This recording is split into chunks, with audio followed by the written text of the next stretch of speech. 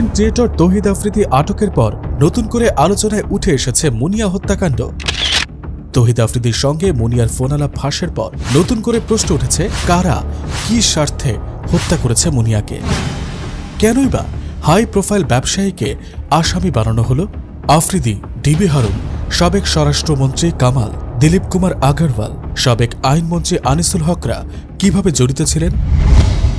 সবচেয়ে বড় কথা, মুনিয়ার বোন নুসরাত জাহান তানিয়ার রোলটাই বা কি? সেটা আমার বিষয়, আমি তাকে ইয়ে করবো। তোমার জায়গার বিষয়ে কি আমাকে বলছো? তো সেটা বলছো 10 কোটি টাকা 10 টাকা কম হলে 1 টাকা কম। এটাই তো আপনি করছেন। শফিক সাহেব বলছে বসুন্ধরা এমডির নাম ঢুকাই দাও, বসুন্ধরা এমডির নাম আপনি ঢুকাই দিয়েছেন। এটা তো ধরেন আত্মহত্যা প্ররোচনা একটা মামলা। এই আগে তো ছিল ধরেন অপমৃত্যু না হয় আত্মহত্যা প্ররোচনা মামলা। যা করতেছে আমি করতেছি, এগুলো এখন কাউকে কিচ্ছু বলবো না। তুমি তোমার মতো করে তোমারটা কথা বলবে আর কি। আজকের অনুসন্ধানে আমরা বের করে আনার চেষ্টা করব থলের বিড়াল। প্রথমেই চলুন শুনে নেওয়া যাক তৌহিদ আফ্রিদির সঙ্গে ফাঁস হওয়া মুনিয়ার সেই কনভারসেশন। হ্যাঁ, হ্যালো, কই 13 নম্বর রোড না? হ্যাঁ তারপর ব্লক না? হ্যাঁ, তাহলে আমি মনে হয় তোমার বাসার এখানে। বাসার সামনে? আচ্ছা, আমি বলতেছি। আমি কি গাড়ি বাইরে রাখবো না ভিতরে রাখবো? ভিতরে পার্কিং আছে। তোমার পার্কিং কিছু কোনো গাড়ি নাই? আমার তো এমনি একটা পার্কিং আছে, তো এখন গাড়ি কেন থাকবে? আগে আমি ফোন দিই। দাঁড়ান, প্রবলেম হবে? কি প্রবলেম? বলতেছি আর কি, প্রবলেম হবে নাকি? এই কনভারসেশন কি প্রমাণ করে? প্রমাণ করে মুনিয়ার বাসায় নিয়মিত যাতায়াত ছিল তৌহিদ আফ্রিদি। রাত বিরাতে দেখা হতো তাদের। এমনকি মাতাল অবস্থাতেও তৌহিদ আফ্রিদি ছুটে গেছেন মুনিয়ার কাছে। অথচ মুনিয়া হত্যার পর 7-5 না ভেবেই দ্রুততম সময়ের মধ্যে মামলা করা হলো বসুন্ধরা গ্রুপের এমডি সায়েম সোবহান আনভিরের নামে। আফ্রিদিরা মামলার আসামি হওয়া তো দূরে থাকুক, থেকে গেছেন সন্দেহ তালিকারও ধরা ছোঁয়ার বাইরে। মূলত ডিবি হারুনের পরামর্শে আফ্রিদিকে বাঁচাতে মুনিয়ার বোন নুসরাত জাহান তানিয়া মামলায় ফাঁসিয়েছেন শীর্ষ ব্যবসায়ীকে। প্রাথমিকভাবে পুলিশের কাছে মনে হয়েছিল সাধারণ একটি আত্মহত্যা মামলা, কিন্তু উপর মহলের নির্দেশে কেবলমাত্র বসুন্ধরা গ্রুপের এমডিকে ফাঁসাতেই সেই মামলাটি হয়ে ওঠে আত্মহত্যা প্ররোচনা মামলা। উপর মহলের নির্দেশে বসুন্ধরার এমডির নাম ঢোকানোর বিষয়টি স্বীকার করেছেন খোদ তৎকালীন ঢাকা মেট্রোপলিটন পুলিশ ডিএমপির গুলশান জোনের উপ পুলিশ কমিশনার সুদীপ কুমার চক্রবর্তী। চলুন তার স্বীকারোক্তির অডিওতে কান পাতা যাক। আমি সত্য কথাটাই বলছি, এটার সিদ্ধান্তটা সম্পূর্ণ আমাদের কর্তৃপক্ষের নেওয়া। কর্তৃপক্ষ বলতে তো আমরা তো ধরেন এই ঘটনা তো আমরা পুলিশ কমিশনার ওনার সাথে যোগাযোগ করছি, উনি হয়তো কার কার সাথে যোগাযোগ করেছেন এটা তো আমরা জানি না। হ্যাঁ, তখন হচ্ছে শফিকুল ইসলাম স্যার, মানে এই মামলাটা কিভাবে রুজু হবে অনুমতিটা এটা তো আমাদের ওনারাই মানে আচ্ছা কমিশন দিচ্ছেন।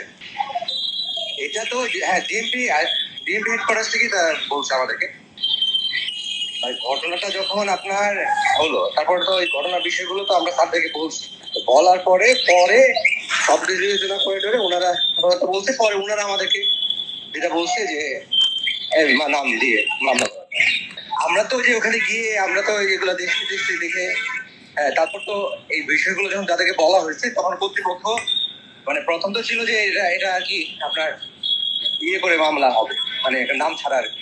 হ্যাঁ, পরে আমাদের কর্তৃপক্ষ আমাদেরকে যেটা বলছে যে নাম দিয়ে মানে বসুন্ধরা এমডির নাম দিতে বলছে তখনকার কমিশনার শফিক সাহেব। এটাই তো বিষয়। হ্যাঁ, আমার ভূমিকাটা হচ্ছে আমরা এই বিষয়টা জানার পরে তো আমরা বলছি। পরে প্রথম যে এটা ধরেন একটা আত্মহত্যার মানে অপমৃত্যু মামলা হওয়ার কথা ছিল, হ্যাঁ হ্যাঁ হ্যাঁ। পরে হয়তো মিডিয়ার চাপ থাকতে পারে বা বিভিন্ন ভাবে ছিল, পরে অবশ্য এটা আত্মহত্যা প্ররোচনা মামলা হয়েছে। এটা তো মানে আমি আপনাকে বললাম এই সিদ্ধান্ত নেওয়ার ক্ষমতা কি আর আমার আসতে পারে আর ডিসি কি কম, কারণ এটা বসুন্ধরা এমডির নাম এখানে আসবে কি আসবে না এই সিদ্ধান্ত তো এই সিদ্ধান্ত নেওয়ার ক্ষমতা তো ডিসি এডিসি এসি ওসির নাই, তাই না? এটা তো একটা বিরাট বড় বিষয়। এটা কর্তৃপক্ষ বিবেচনা করছে, তারাই হয়তো কার কার সাথে কথা বলছে আমরা জানি না, তারপর তাদের পারমিশন তাদের অনুমতিতে পরে এই মামলা।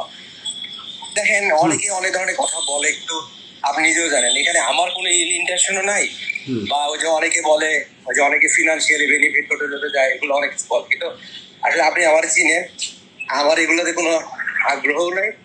আর এই যে এইগুলা নাটকবাজি করার কোনো মানে আমারও সাজে না, মানে এটা আপনি জানেন। সাধারণভাবে চলছি, আমি একটা স্বাগত কাজই করছি, কিন্তু এখন এই বিষয়গুলো তো সবসময় তো আমাদের পক্ষে কন্ট্রোল করার সুযোগ থাকে না। এটা তো অনেক বড় একটা বিষয়, জোনাল ডিসি কি করার ক্ষমতা আছে এটা এখন স্যাররা হয়তো বিবেচনা নিচ্ছে, ওনারা কথা বলছে, কথা বলে ওনারা হয়তো এমন হতে পারে যে আরো শীর্ষ পর্যায়ে কথা বলে ওনারা হয়তো ক্লিয়ারেন্স নিচ্ছে, সেটা হতে পারে। আমরা তো কারোর সাথে কথা বলতে পারি না, আমরা ডিএমপি হেডকোয়ার্টারে যোগাযোগ করছি। মানে শফিক সাহেব আপনাদেরকে যেভাবে ইনস্ট্রাকশন দিয়েছে এর বাইরে তো আপনি যেতে পারবেন না, সেটাই তো আপনি করছেন। হ্যাঁ সেটাই তো আপনি করছেন। শফিক সাহেব বলছে বসুন্ধরা এমডির নাম ঢুকাই দাও, বসুন্ধরা এমডির নাম আপনি ঢুকাই দিয়েছেন। এটা তো ধরেন আত্মহত্যা প্ররোচনা একটা মামলা। এই আগে তো ছিল ধরেন অপমৃত্যু না হয় আত্মহত্যা প্ররোচনা মামলা। এই আর এটা সাধারণ মামলা। এই মামলাটা কিন্তু এত মানে নর্মাল খুব গুরুত্বপূর্ণ মামলা হয়ে গেছে কেন, যেহেতু এখানে বসুন্ধরা এমডি মহোদয়, যেহেতু উনার নামটা আছে এখানে, এই জন্য মামলাটা খুব বেশি সারা বাংলাদেশে পরিচিত হয়েছে। কিন্তু উনার নাম থেকে যে কোনো একটা মানুষের নাম থাকলে তো এটাকে মাথায় নিত না। অর্থাৎ তৎকালীন ডিএমপি কমিশনার শফিকুর রহমানের নির্দেশে বসুন্ধরার এমডির নামে আত্মহত্যা প্ররোচনা মামলায় ঢোকানো হয়। আর এই শফিকুর রহমান ছিলেন তৎকালীন স্বরাষ্ট্রমন্ত্রী আসাদুজ্জামান খান কামালের নিয়োগকৃত পুলিশ কমিশনার। অর্থাৎ কামাল, আনিস, হারুন আফ্রিদি, দিলীপ কুমার গংরা পরিকল্পনা করে ফাঁসিয়েছেন বসুন্ধরার এমডিকে। তারাই নিয়ন্ত্রণ করেছেন মুনিয়ার বোন নুসরাত তানিয়াকে। এদিকে ফ্যাসিস্ট সরকারের রথী মহারথীরা বিদায় হলেও মুনিয়ার বোন নুসরাত জাহান তানিয়া এখনও টাকা কামাইয়ের জন্য দেন দরবার চালিয়ে যাচ্ছেন। কথিত ভাই মামুনকে দিয়ে চালাচ্ছেন দর কষাকষি। জানা গেছে এই তানিয়া তার স্বামীকে 2 পয়সার পাত্তা দেন না। বাসায় হোটেলে নিয়মিত একান্তে সময় কাটান ভাই বলে পরিচয় দেওয়া এই মামুনের সঙ্গে। এমনই কিছু চাঞ্চল্যকর ছবি, ভিডিও এসেছে আমাদের কাছে।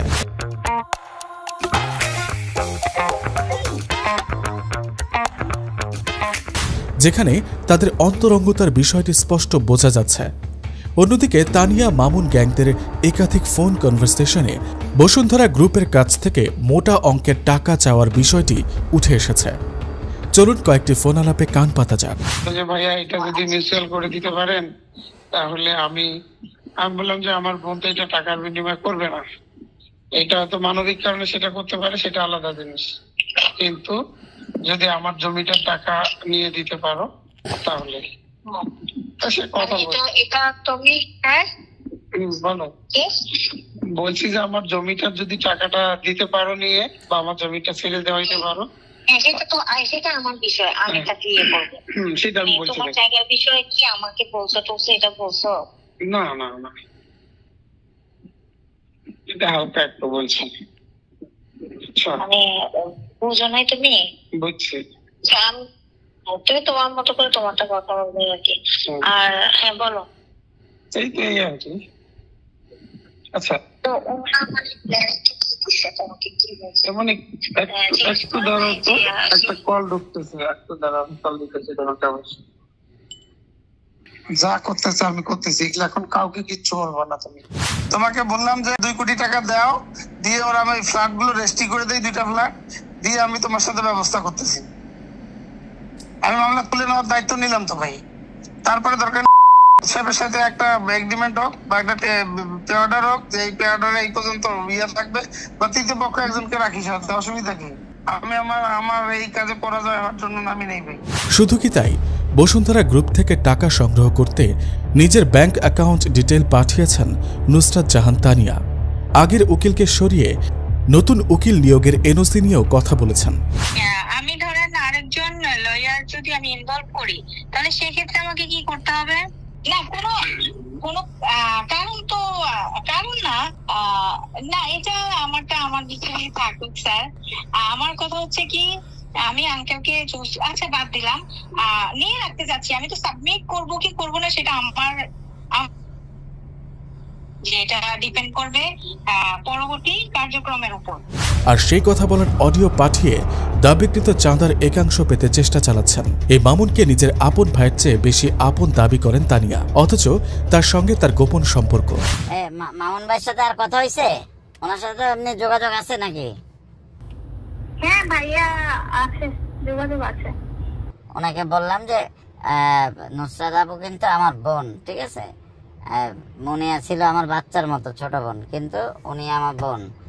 ওনাদের সাথে আপনার যেরকম ভালো সম্পর্ক আমার সাথে ভালো সম্পর্ক। আপনি যে কোনো কিছুতে আপনি আমাকে হয়তো ভুল বুঝতে পারেন, ভুল বোঝার দরকার নেই। ভুল বুঝে নাই, আমাকে জিজ্ঞেস করছে আর কি যে ওই ভাইয়া সেদিন লাইনে ছিল তো, মিজান তো হুট করে ওর ফোনটা আমাকে এনে দিছে না আপনার সাথে কথা বলতে, তখন ভাইয়া লাইনে ছিল। ভালো ফেল তুলতে হবে, কোর্টে দাঁড়াইতে হবে না, কোর্টে দাঁড়াইতে হবে, লয়ার লিয়া দেবে। তারপর ওইটা বললাম, হ্যাঁ তোদেরকে একটা পেমেন্ট দিয়ে কথা আছে ওদের সাথে। পরশু আছে বুঝছো, আজকে তো প্রথম অফিস, 5 দিন সময় আছে, এটাকে এই সপ্তাহে ফিনিশ করে দেওয়ার জন্য চেষ্টা করতেছি ভাই। এটা শেষ করার দায়িত্ব আমার, তুমি আসো, বাকিটা আমি দেখতেছি ভাই। কাজ করলে করতে হবে, না করলে না, এইসব কথা বললে তো লাভ নাই আছে। বেটা আমি কি মামলা তোর বাপ লাগে তুলে দেবে? 10 কোটি টাকা 10 টাকা কম হলে 1 টাকা কম। তোর সাথে যেটা নিয়ে কথা হয়েছে সেইটা করবি, শেষ করবি, টাকা দিবি, শেষ। তোর সাথে আমার সম্পর্ক কি? মামলা শেষ হয়ে যাবে, টাকা দেন। আকবর সুবেন সাহেবের সাথে বসাই দেখ, করে দেখ, উনি বলুক, উনি আমাকে চেক দেন। 2021 সালের 26 এপ্রিল গুলশানের একটি ফ্ল্যাট থেকে আলোচিত মুনিয়ার মরদেহ উদ্ধার করে পুলিশ। সে ঘটনার মামলায় বসুন্ধরা গ্রুপের এমডি সায়েম সোবহান আনভির সহ 8 জনের বিরুদ্ধে উদ্দেশ্য প্রণোদিতভাবে মামলা করা হয়। আর এখন সামাজিক যোগাযোগ মাধ্যমে প্রচার করা হচ্ছে যে মুনিয়ার হত্যার নেপথ্যে হাত থাকতে পারে আফ্রিদির। এ বিষয়ে জানতে চাইলে সিআইডির এক কর্মকর্তা বলেন, প্রাথমিক তদন্তে তারা এই ধরনের তথ্য প্রমাণ পেয়েছেন। মুনিয়া হত্যা মামলার তদন্ত শেষে 2022 সালের 18 October police bureau of investigation PBI জানায়, হত্যাকাণ্ডে আগের অভিযুক্তদের সংশ্লিষ্টতা মেলেনি, তাদের বিরুদ্ধে আনা অভিযোগ সঠিক নয়। প্রতিবেদনে আরও বলা হয়, তদন্তে হত্যা বা ধর্ষণের অভিযোগের সত্যতা খুঁজে না পাওয়ায় বসুন্ধরা গ্রুপের এমডি সহ সব আসামিকে খালাস করে দেওয়া হয়েছে।